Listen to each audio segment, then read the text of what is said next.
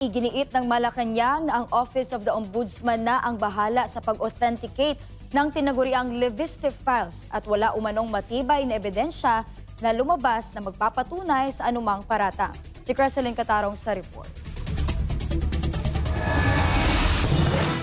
Ayon sa palasyo, base sa pahayag ni Assistant Ombudsman Miko Clavano, ang mga dokumentong hawak ng iba't ibang individual na maaari umanong na-edit ay hindi maituturing na conclusive evidence.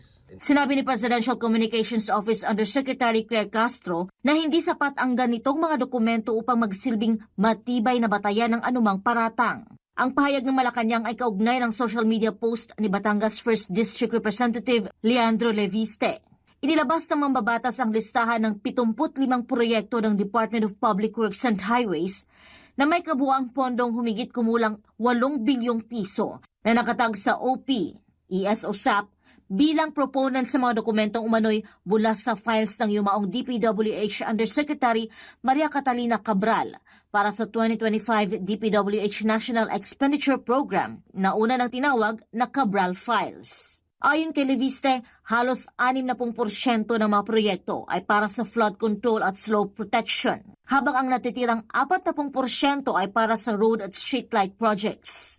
Tugon pa ng Palace Official hinggil dito, ilang bersyon na ng nasabing mga dokumento ang lumalabas at hindi umano magkakatugma ang nilalaman ng mga ito. May mga kopya umanong may written annotations, mayroon namang may nakalagay na pangalan ng ilang cabinet secretaries, habang ang iba ay walang ganitong detalye. Binigyang din ni Castro na ang mga kwentong walang matibay at mapagkakatiwalaang ebidensya ay mananatiling haka-haka lamang.